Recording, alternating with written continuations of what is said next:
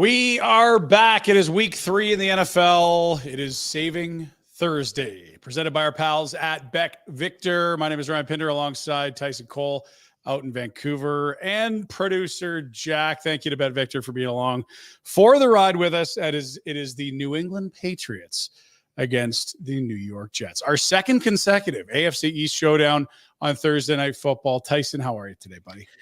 Doing great. I mean, NFL's back. It's been so much fun to watch so far, but everybody's injured, man. What's going on? We'll get to it. Football remains a violent sport. And here's the thing. You don't play anyone in the preseason. Amazing that none of the stars got hurt in the preseason. But then you play them in the regular. Well, it's still a violent sport when you play, whether it's the preseason or the regular season. Should be a good one. 2 1-1 teams. We're going to get to the analysis of that in a moment. Also, we'll have Gilles Gallant joining us from the Action Network on the program today. But let's start with some NFL news and notes.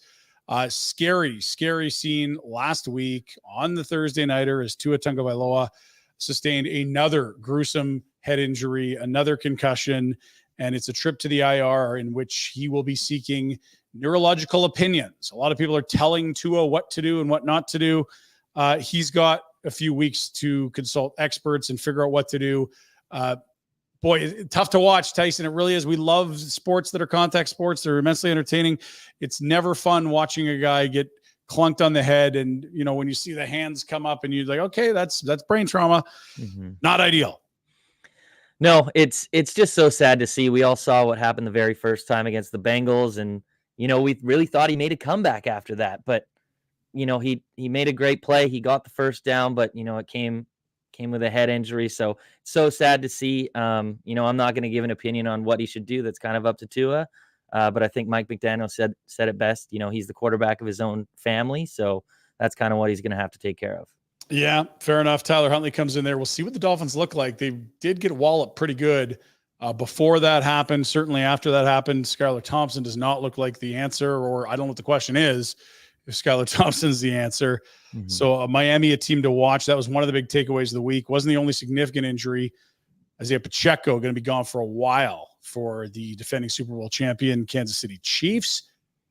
Some intrigue now as to who might carry the rock for Andy Reid's club. What do you think happens here?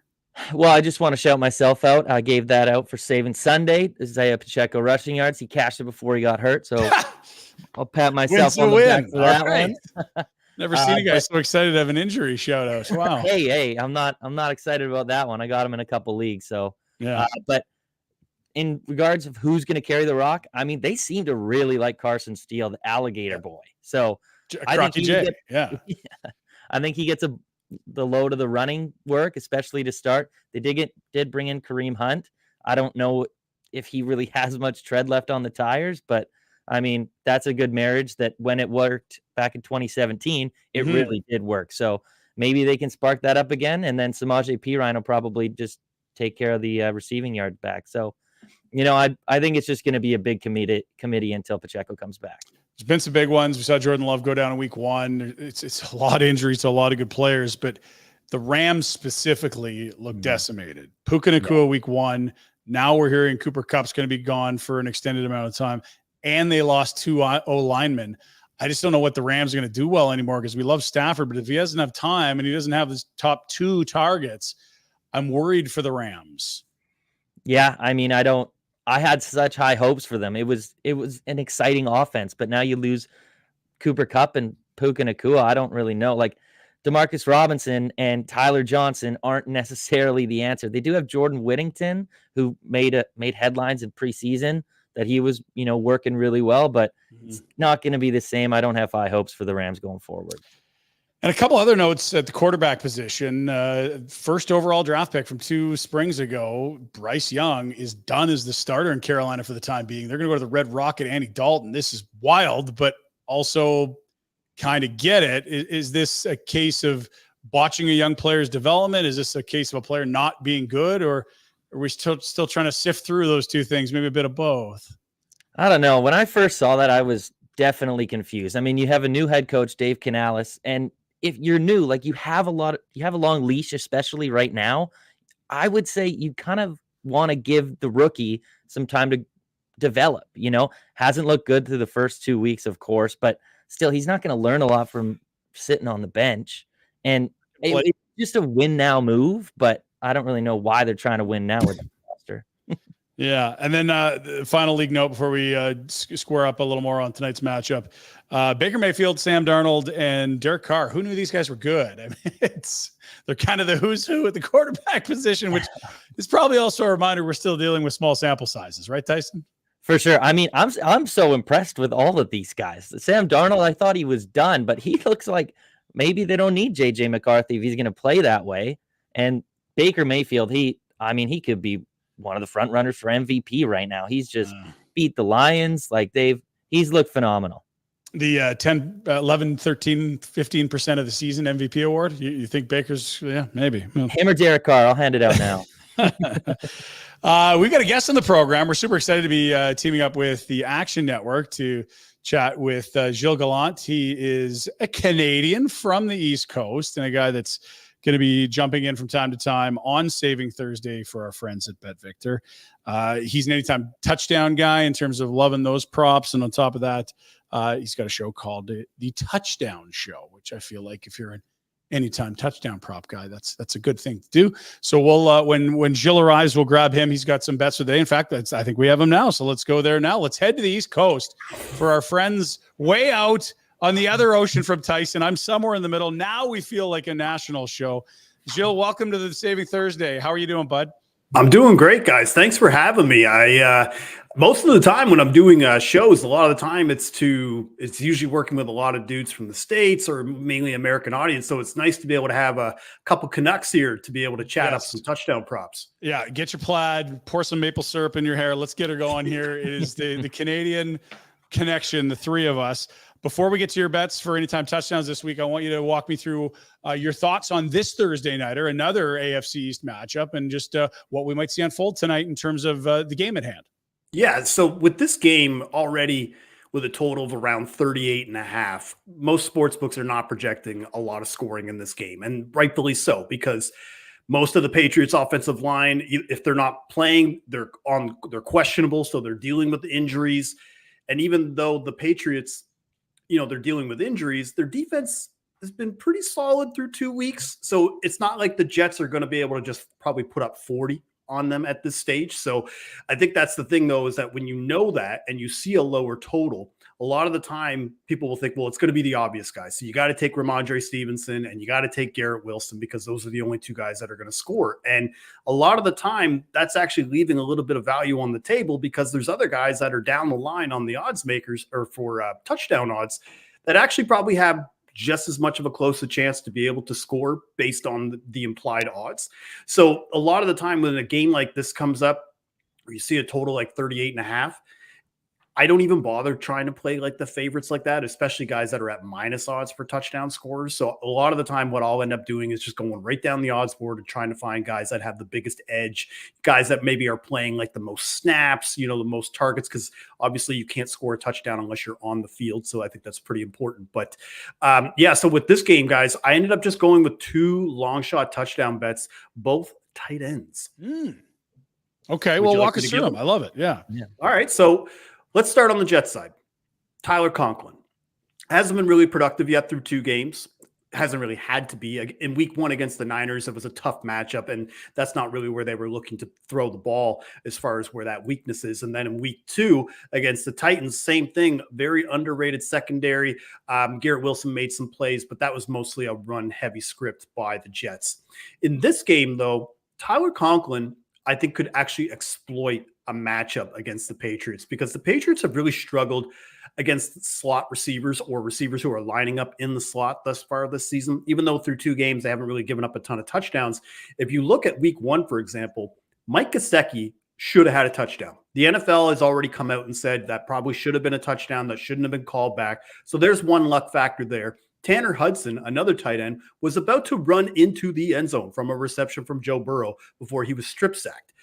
So right there, you have 2 different tight ends that probably should have had a touchdown, would definitely inflate or deflate the odds based on what happened in week 1. And then you look at week 2 against Seattle. In Seattle, the main guy that lines up out of the slot is Jackson Smith-Njigba. and he's pretty much lining up there 80% of the time. And he carved them up for like 11 catches. He almost had a touchdown. So I think the Patriots are a little more weaker over the middle than people are realizing. So when I was coming down to like Jets touchdown odds, I was looking at Tyler Conklin. I was looking at Braylon Allen around plus 350 because he really played well with 2 touchdowns in week 2. But again, with this low total, I think you have to bank on the starting tight end at this point than the backup quarterback. So, or running back rather. So Tyler Conklin at plus 425, anything over plus 400 is kind of where I'm looking at for Tyler Conklin on the Jets side. All right. So we'll flash that one up, Jack. It is for the Jets. Conklin on the other side. You've got a prop for the Patriots. You like Hunter Henry to get. He's coming off a monster week at the tight end position for the Patriots in terms of targets and looks. Absolutely, Ryan. He had 12 targets in week 2 against the Seahawks. Not much of a luck factor. He did have a red zone target, which is encouraging. He's actually the only Patriot that's had a red zone target in both games so far. And through 2 games, one of the metrics that I love to look at for touchdown scores specifically is how receivers do against man coverage and zone coverage, because you can really find out a lot of information there to be able to see how a player will perform in that position, whether they're getting targets when they're facing that kind of defense. Well, Hunter Henry right now actually has the most targets on the Patriots for against both man and zone coverage, which I expect the Jets to mix up a lot as the game goes. Now, obviously, the Jets this week compared to the Seahawks actually technically graded out as one of the best teams in coverage through 2 weeks.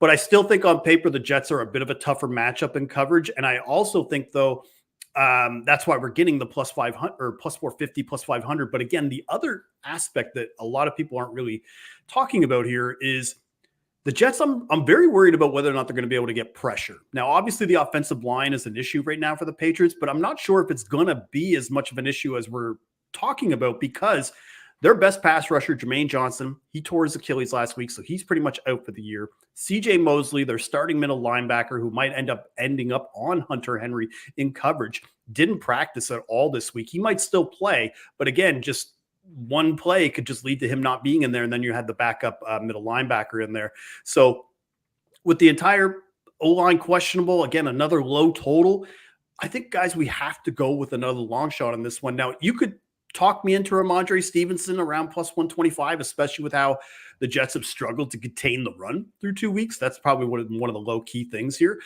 But again, it's just such a low total offensive line. There's a lot of red flags for Ramondre Stevenson. So I would rather just be like, you know what? I'm going to put a half unit on each. If we get 2 units back from a win, that's great. But if you could put a unit on, like, say, Ramondre and Garrett Wilson, you're exposing yourself to potentially a 2-unit loss.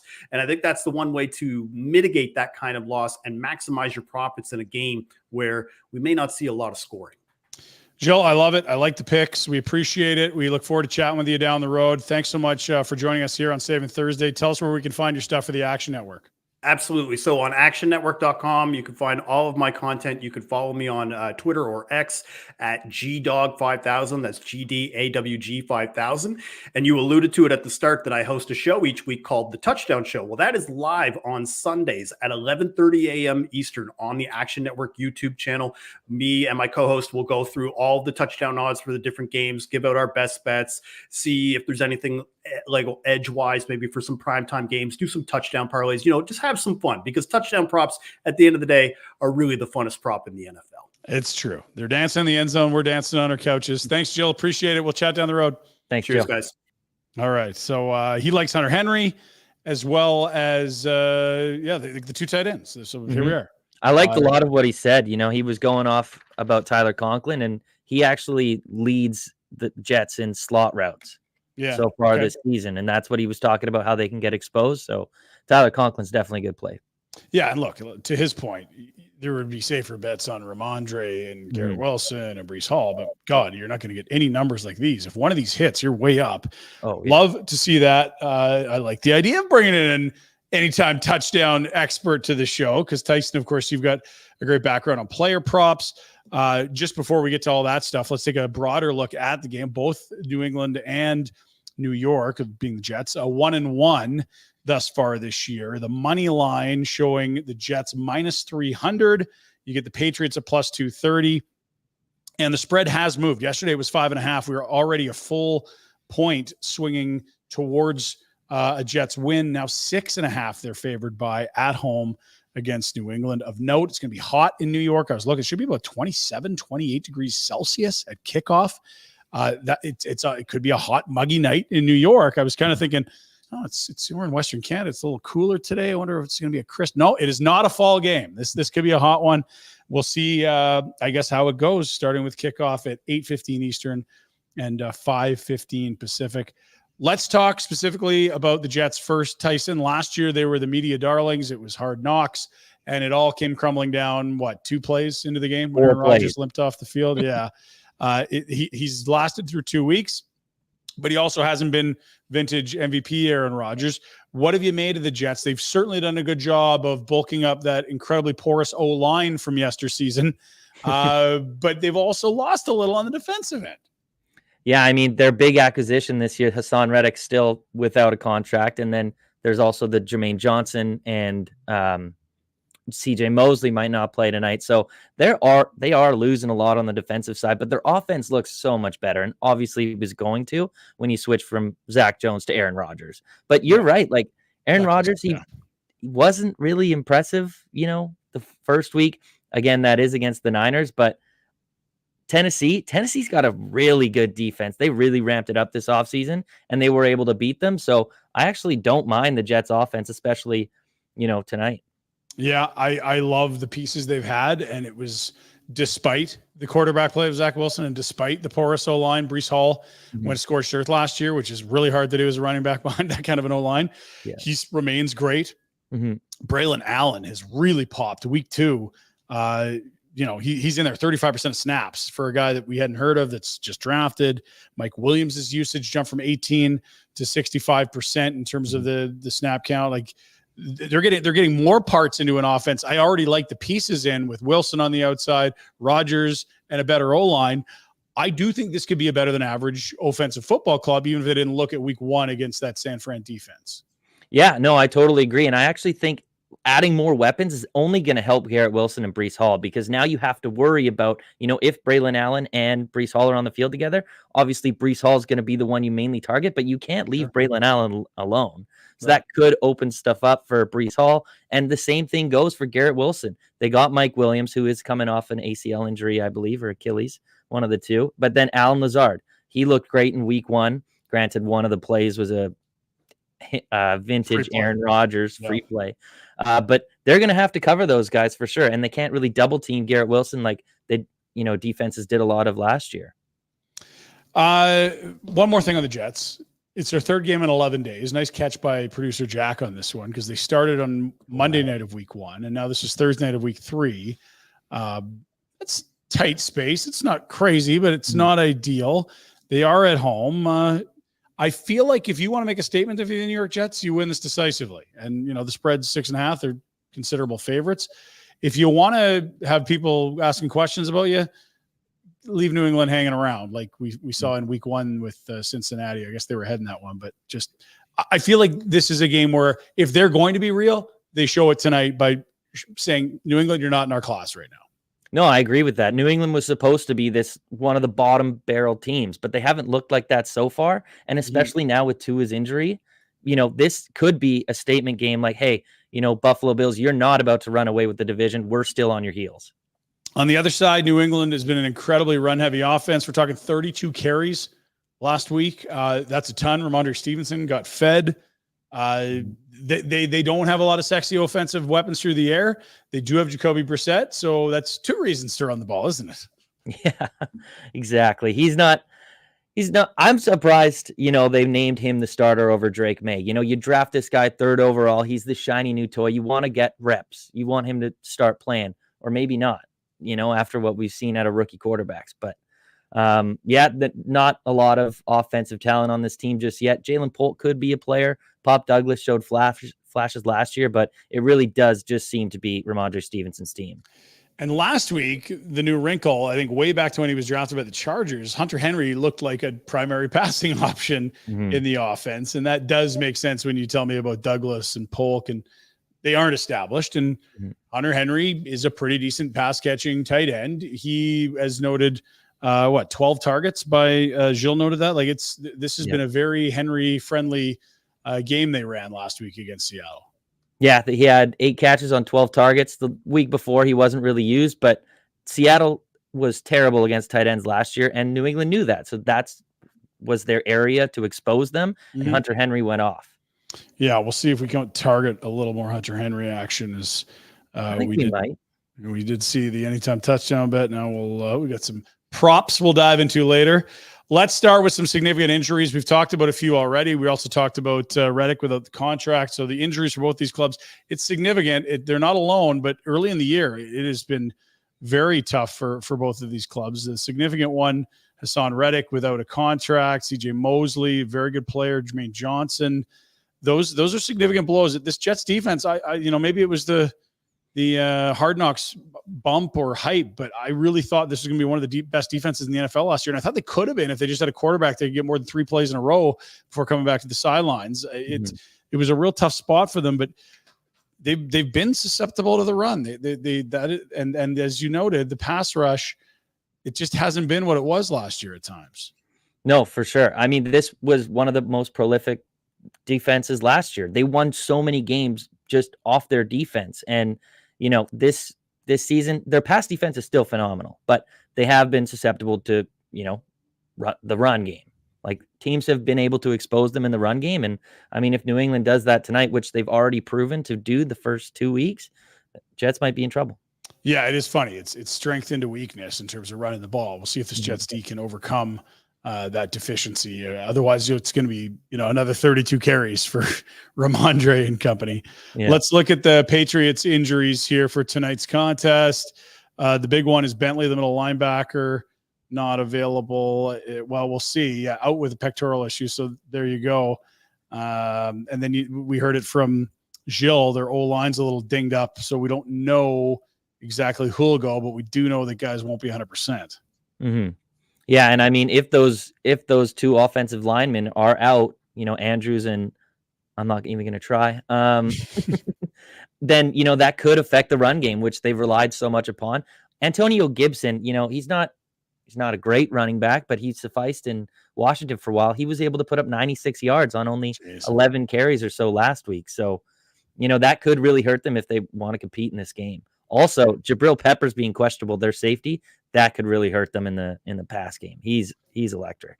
Let's look at how these defenses have fared against positional groups thus far through 2 weeks of the NFL season. Each week we add to the schedule being completed, Tyson. The more I love these because the sample size is less of one team and more of the league.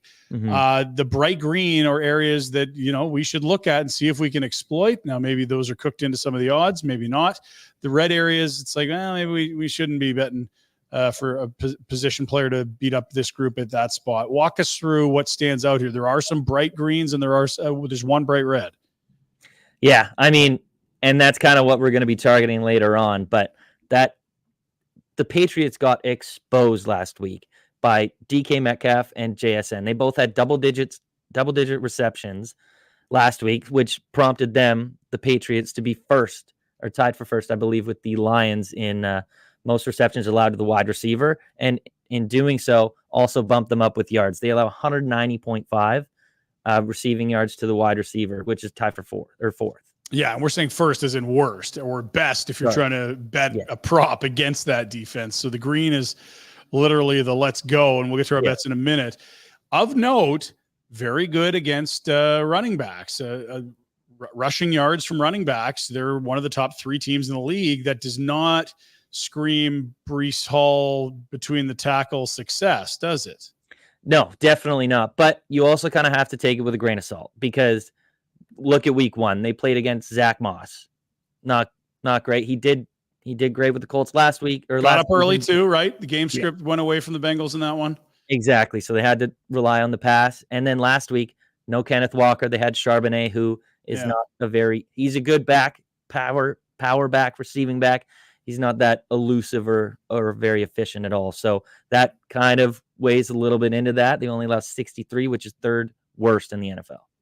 And then we see the wide receivers. We talked about that. We'll see if we exploit that with yardage or receptions. And then the tight end, pretty green there, although it's middle of the pack for the Jets defense against the tight end. And we'll see if we can exploit those. Let's get to some of your picks, Tyson. We are 4 for 6 officially on the broadcast. We've talked about some other things that we've had some success with. It's been a pretty good run to start. I don't want to curse anything, but let's keep her hot. Whatever you've been doing, keep doing it. I know you haven't changed your underwear for 2 weeks. I thank you for doing that, Tyson. Let's get to our props this week. What do you like? Where are we going? All right. Well, I've got a long list here, but it is on Garrett Wilson over 5.5 receptions.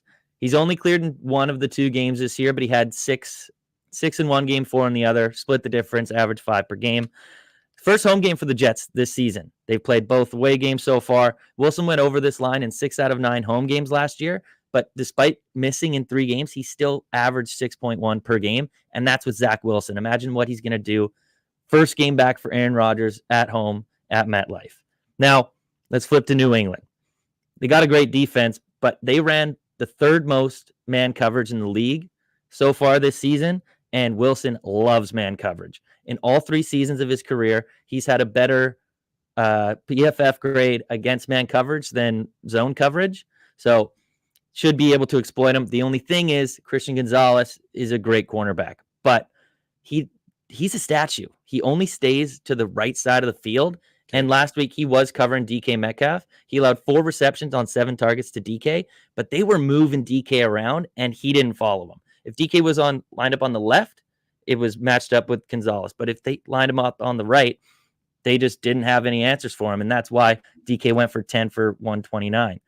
Do you not think Wilson, a more gadgety player, is going to be able, they're going to put him in more pre-snap motion and get him on the outside? Another thing, Mike Williams, like you alluded to earlier, 18% of the target, or 18% of the snaps week 1, 65% of the snaps week 2. He's an outside wide receiver. Do you not think that now pushes Garrett Wilson more into the slot where Gilles was talking, they get exposed? I like your points. There's 3 really strong ones on Garrett Wilson. I also, if you watch one drive all season and it was the right one, you're in love with this bet every single week. Aaron Rodgers week 1 went to Garrett Wilson, I think like 5 times on the same drive, and it was magic in the first quarter. Now, I don't know if you went back to him in the second half, but you could see if these 2 want to play throw and catch, there's going to be nights you just can't stop it. He's that good, and Rodgers is smart enough to put the ball where only he can catch it. I love this as well. Over 5.5 receptions for Garrett Wilson. And also, like we saw on the sheet that Jack pulled up, the Patriots allow the most receptions to wide receivers after 2 terrible weeks. So that's just another reason to like this bet. Yeah, and also bright green. Tied for first, 19 receptions against this Patriots defense by wide receivers. I like our odds, friend. And in primetime, he played 6 primetime games last year. Okay.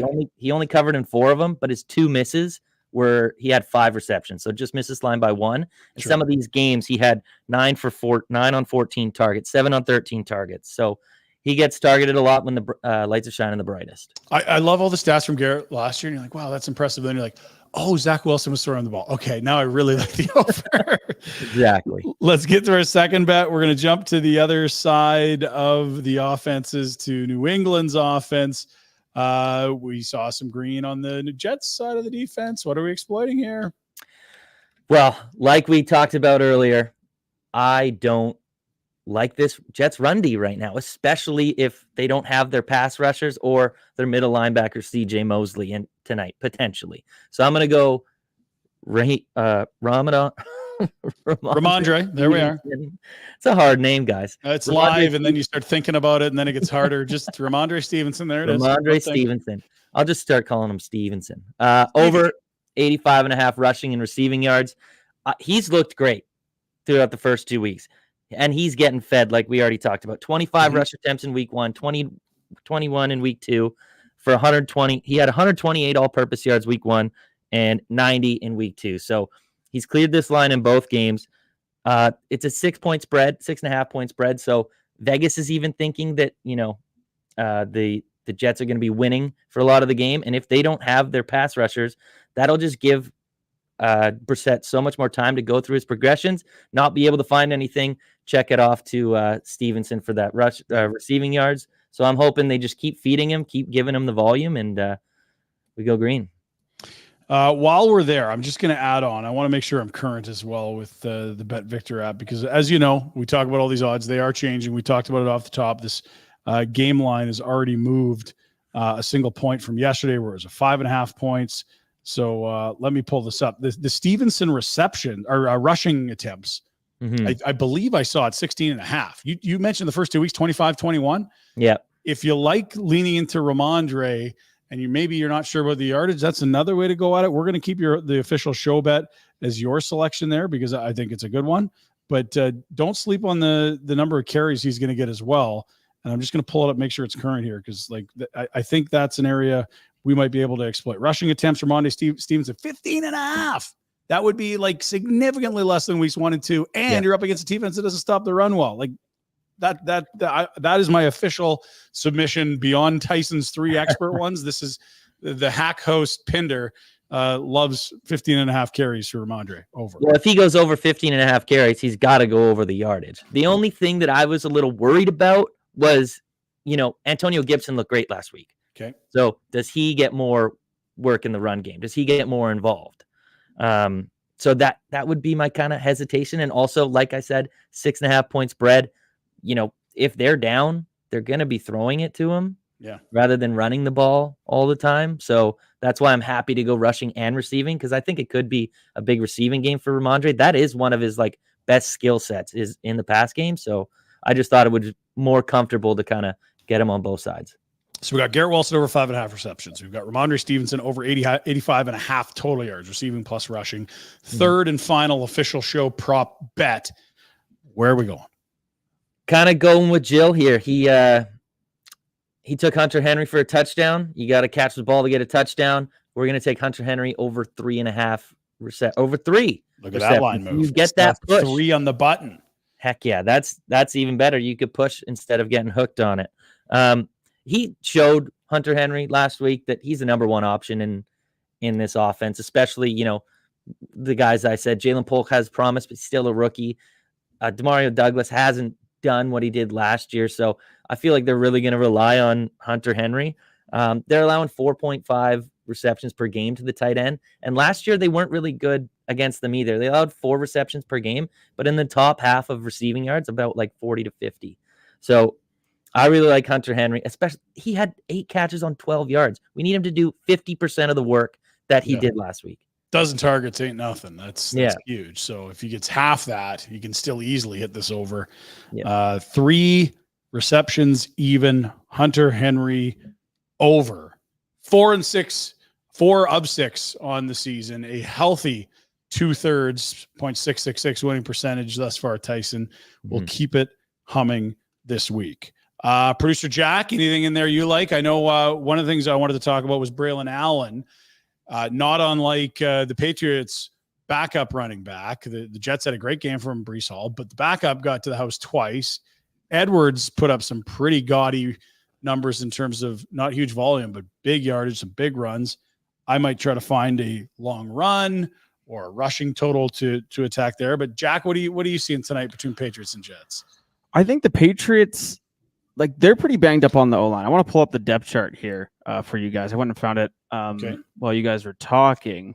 They got to keep this game close. And I feel like I'm a little bit worried that if this gets out of hand pretty quickly, then I don't want to see the ball in Brissett's hands passing the ball 30 times a game here. Goodness, look at this. So left tackle out, left guard out. Their starting center, David Andrews, is questionable, and their right tackle is also questionable. So this really worries me.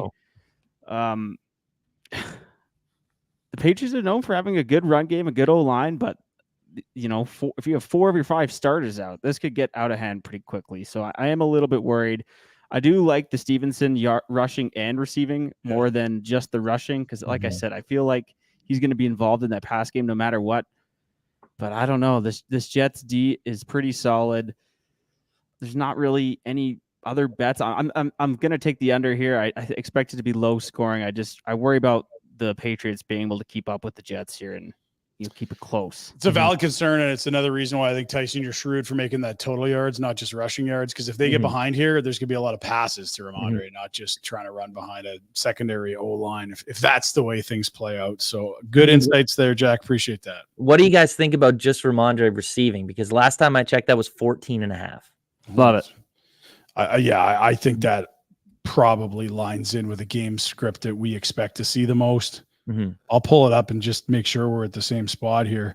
The only thing that worried me is the last 2 weeks he only had, like, he is a receiving back, but I guess they didn't throw that much to the running back because he had 3 receptions and 2, and I don't think he cleared that line in either game. So you want receptions or receiving yards? I was looking at receiving yards because 14.5 just seems so low. Receptions, yeah, 14.5 is minus 120. I wouldn't. Yeah, I'm not afraid of that one at all. Yeah, interesting. I'm here. Yeah, I mean, he's only had 15. He's had 15 yards in the 2 games. Let's. Hey, I think we got 3 great ones here. I like the Garrett Wilson over 5.5. Ramondre total yardage over 85.5. Hunter Henry over 3. So you get the push there. Receptions. Those are our 3 official show bets. We are expecting low scoring. I do have concerns about the O-line, as Jack noted. We do have concerns about the Jets' run D. We'll see how it all plays out tonight. It should be a good one. Someone's feeling real good at 2-1. I think we'd all be surprised if it's the Patriots. This is supposed to be a bottom 5 team in the league in many power rankings or preseason prognostications. But they've been a tough out. They hung with Seattle. They stunned Cincinnati in week 1. This would be a statement if they can hang, Tyson. I'd be shocked. I mean, as a Broncos fan, I definitely thought they would be our competition for the number 1 overall pick, but they're blowing us out of the water right now. So I am happy with that. Did you add Carolina's just like, hello, have you heard about us? It's been ugly there. Your guys, your 2 respective teams that faced off last week, it was Denver against Pittsburgh. We have a group chant for the show. And the one constant, the one thing I kept seeing in the chat was like, God, this game won't end. Please, like, just end this. It's just a miserable watch. So I hope this week my team against Jack's team will be more exciting as we have Chargers Steelers. But I also don't hold high hopes for that one. No, I wouldn't expect it to be any more entertaining. 2 very good head coaches that want to run the football and play defense. Yes. I would not expect. Let's eat clock. Let's take no risk. Let's run the ball into the ground. Plus, Herbert's got that ankle injury. Limited, but did participate in practice today. Yeah. What have you got saving your Sunday or Monday, Tyson, when you look forward to the week 3 slate? Well, I am just the Washington defense is just one I'm going to target every single week. And almost blindly. I'm just going to take the wide receiver 1, whoever that is, and just bet their over yards because I did that with Malik Neighbors last week. He broke out. Yeah. And guess who they play this week? Cincinnati of the 0-2 start. And T. Higgins at practice today. And Jamar talking about, I know I'm the best receiver in the league and I'm not negotiating in season. Do you smell a big game here, Tyson? I'm thinking so. I mean, put your money where your mouth is, Jamar. Go beat this bad defense and cash our bet of the over yards. I think it's around 80 right now. It sounds a little high, looks a little high. I don't think so. I'm still going to be taking it. And honestly, I think it's better if T. Higgins plays because not only he'll be a smokescreen, because right now you just double team Jamar. He hasn't cleared this line at all this season. So now you can't do that with T. Higgins on the other side. So, and he's still going to be banged up. He missed the first 2 weeks. If he's out there, he'll be able to play, but at, what percentage? So I just think it's going to be a big Jamar week.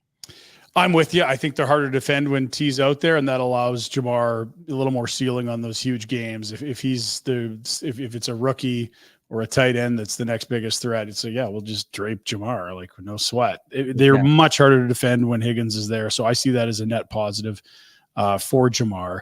And I don't see the player props out there yet on our friends at Bet Victor. It's a Monday night game. So watch for that throughout the weekend as we'll try to dive on those Jamar Chase overs.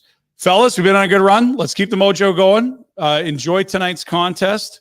I've got the props locked in. I'm ready to go. Let the heater continue. We'll see you next week, fellas. See you next week. Thanks so much.